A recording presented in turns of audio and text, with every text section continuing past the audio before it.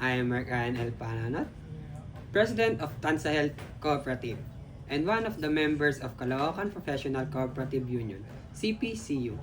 They say one hand cannot clap, but look at our logo. Two hands clasped together. That's us. That's CPCU. For professionals who refuse to struggle alone. Every peso saved, every lesson learned, every health benefit received. These are the fruits of cooperation. We're writing a new story for Caloocan professionals. And you're the part of this story. Let's clap hands and move forward. Unity, service, progress, this is our time. Good day everyone, I'm Erickson John M. Sabanal, the President of NBBS Kaunlaran Consumer Cooperative, one of the members of Caloocan Professional Cooperative Union. Our advocacy at CPCU is simple: to unite professionals and cooperatives in Caloocan for prosperous and exclusive future. We believe that cooperation is not just about work together, it's about sharing a vision for progress, equality, and sustainability.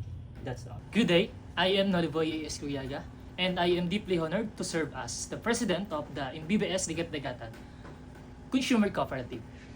A proud member of the Caloocan Professionals Cooperative Union, with a great dedication and a strong sense of purpose, I strive to uphold the values of cooperation, transparency, and community empowerment.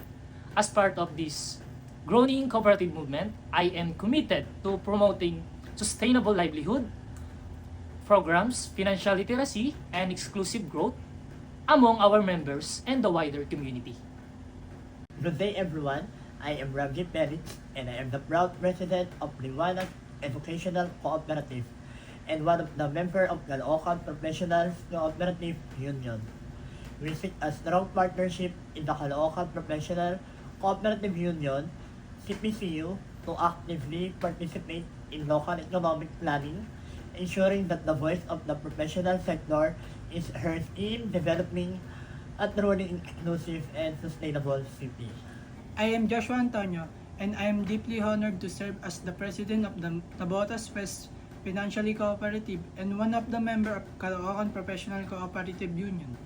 Let us work together to ensure that every professional in Caloocan is secure, skilled, and socially conscious. Let the cooperative movement be the engine that drives Caloocan into an era of shared prosperity and ethical leadership. Thank you, and mabuhay ang kooperatiba, mabuhay ang Caloocan.